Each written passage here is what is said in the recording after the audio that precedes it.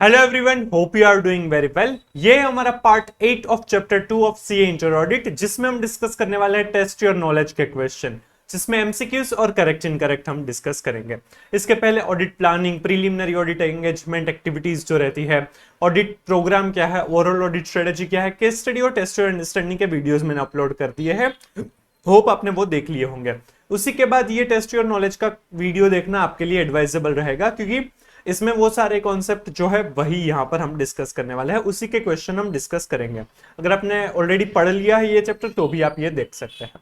Right, test your knowledge के questions page number 2.29 पर दिए हुए हैं। राइट, तो चलिए वही समझते हैं। एमसीक्यूज सबसे पहले दिए हुए हैं। First one, which of the following is not considered in planning and audit generally. इसमें से क्या ऑडिट प्लानिंग में जनरली कंसिडर नहीं किया जाता? ऑप्शन ए है understanding of legal and regulatory framework of an entity. Entity का जो लीगल रेगुलेटरी फ्रेमवर्क है उसे कंसिडर नहीं किया जा सकता, नहीं जाता। Need to consider determination of materiality. Materiality कितनी रहेगी हमारे ऑडिट में, वो डिटरमाइन नहीं किया जाता। Evaluating audit evidence, audit evidence को इवेल्यूट नहीं किया जाता।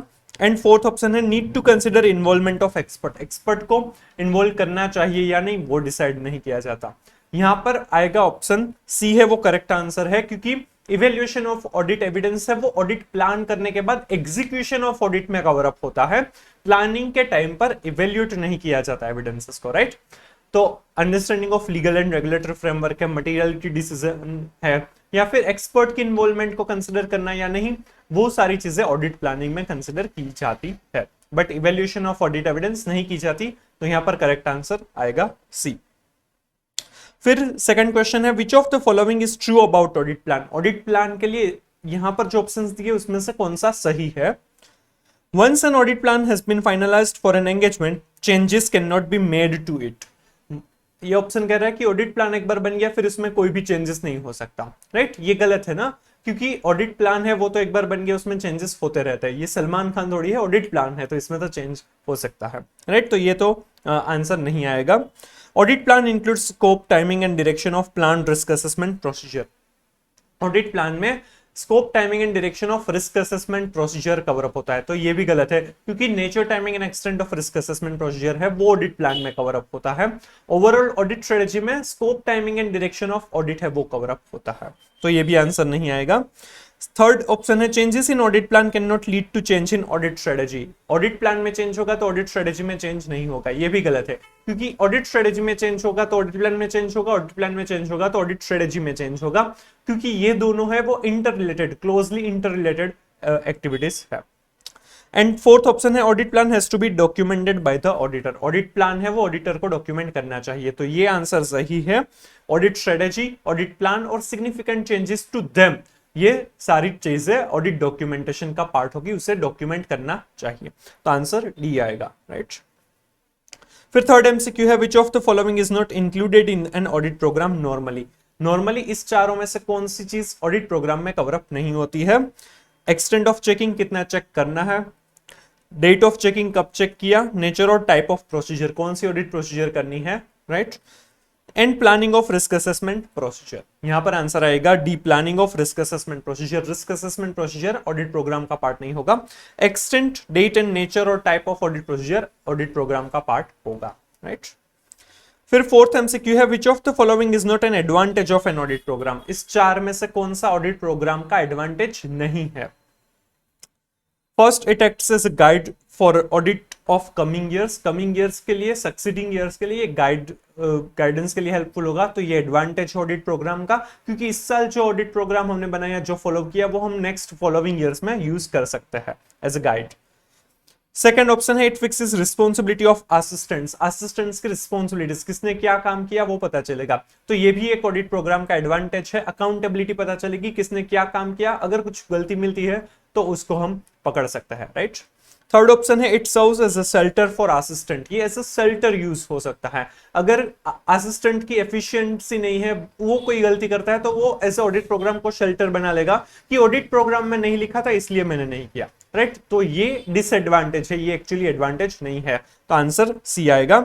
ऑप्शन डी देख लेते हैं, it serves as a proof of work done by the auditor. और ये as a proof of work कि ऑडिटर ने ये काम किया है, इस वजह ऑडिटर ने वो काम किया है, ऐसा प्रूफ तरीके भी हम यूज कर सकते हैं। तो ये आंसर, ये भी एडवांटेज ही है, राइट। क्योंकि अगर फ्यूचर में कोई भी केस चलता है, ऑडिटर के सामने कोई नेग्लिजियंस का कोई चार्जेस वगैरह आते हैं, तो वहां पर ऑडिट प्रोग्राम दिखा सकते हैं कि भाई ये सारी चीजें हमने की हुई है, राइट। तो ये एज अ प्रूफ भी हम यूज कर सकते हैं, तो ये भी एडवांटेज है। इसलिए यहां पर आंसर सी आएगा। ये शेल्टर टू द असिस्टेंट है, वो एडवांटेज नहीं है, वो डिसएडवांटेज है ऑडिट प्रोग्राम।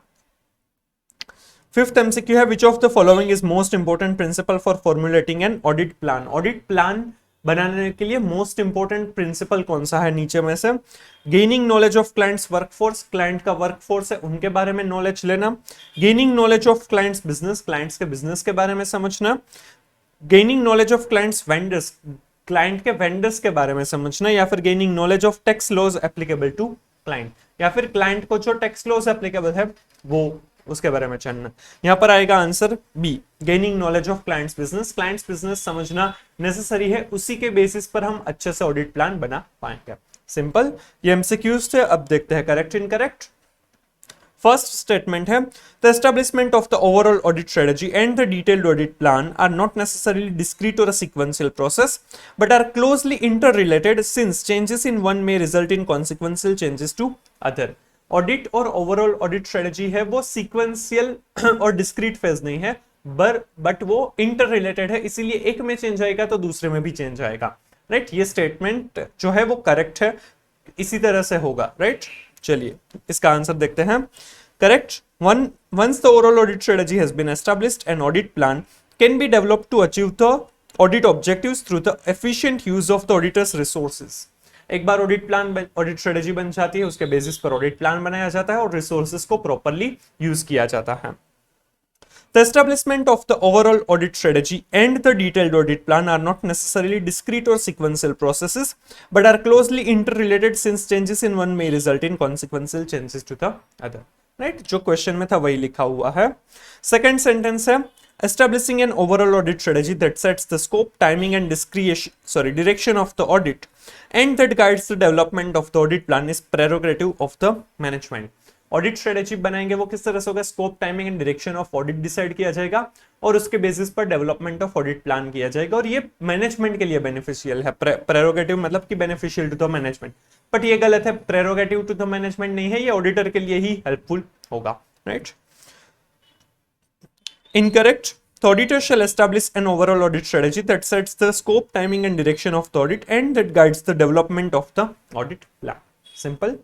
चलिए फिर थर्ड सेंटेंस है, planning is a discrete phase of an audit. Planning है वो डिस्क्रीट फेज, अलग फेज है ऑडिट का, राइट। ये गलत चीज है। ऑडिट जो प्लानिंग है वो ऑडिट का डिस्क्रीट फेज नहीं है, बट कि वो कंटिन्यूअल और इटरेटिव प्रोसेस है, रिपीटेटिव प्रोसेस है। Planning is not a discrete phase of an audit but rather continual and iterative process. Iterative मतलब कि रिपीटेटिव प्रोसेस, वो कंटिन्यूअसली होती रहती है और रिपीट भी होती रहती है। कुछ चीजें पता चली तो उस हिसाब से ऑडिट प्लान चेंज होगा, ऑडिट प्लान बनेगा, right. That often begins shortly after or in connection with the completion of the previous audit and continues until the completion of the current audit engagement। वो previous audit जैसे ही खत्म होता है वैसे ये audit plan start हो जाता है और completion of the current audit तक ये चलता रहता है। Planning, however, includes consideration of the timing of certain activities and audit procedure that need to be completed prior to the performance of further audit procedure। कई बार कुछ चीजें ऐसे, कुछ प्रोसीजर ऐसी होती है कि वो खत्म करते हैं, उसके बेसिस पर फर्दर ऑडिट प्रोसीजर की जाती है, राइट। तो वो फर्दर ऑडिट प्रोसीजर का प्लान उसके बेसिस पर भी बनाया जाता है, राइट। इस तरह से ऑडिट प्लान किया जाता है, तो ये डिस्क्रीट फेज नहीं है। फोर्थ स्टेटमेंट है, a detailed audit programme once prepared for a business can be used for all businesses under all circumstances.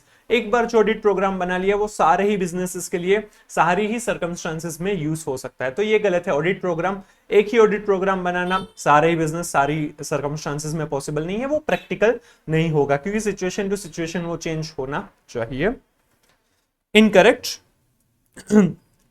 business vary in nature, size and composition. Work which is suitable to one business may not be suitable to others.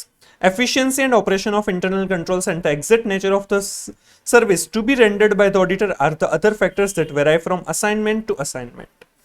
On account of such variation involving one audit program applicable to all businesses under all circumstances is not practicable. Nature, size, composition सारी चीजें change होती रहती है, इसीलिए एक audit programme सारे ही business सारे circumstances के लिए एडवाइजेबल नहीं था. एंड लास्ट स्टेटमेंट जो दिया है, audit plan is more detailed than overall audit strategy. Audit plan है वो ओवरऑल ऑडिट स्ट्रेटेजी से ज्यादा डिटेल्ड है, तो ये सही बात है, राइट. ओवरऑल ऑडिट स्ट्रेटेजी बनती है और उसके बेसिस पर डिटेल्ड ऑडिट प्लान बनाया जाता है. The audit plan, correct है ये statement. The audit plan is more detailed than the overall audit strategy that include the nature, timing, and extent of audit procedures to be performed by engagement team members. Planning for this audit procedures take place over the course of the audit as the audit plan for the engagement develops. Simple, right? तो ये correct incorrect थे. Theoretical questions है वो सारे ही already हमने cover up किए हैं, वही सारे topics है, कोई अलग question नहीं दिया है, right? तो ये था हमारा पूरा chapter 2 audit strategy, audit planning and audit program. Hope आपको ये सब कुछ समझ में आ गया होगा. सो अगर ये अच्छा लगा है तो please like and share the video, comment if you have any doubt, suggestion and reviews, and please subscribe the channel. अब हम स्टार्ट करेंगे chapter 3, risk assessment, procedure, materiality, internal control. वो सारी चीजें इंपॉर्टेंट टॉपिक्स इसमें कवर अप होने वाले हैं, राइट. तो stay tuned. Thank you so much.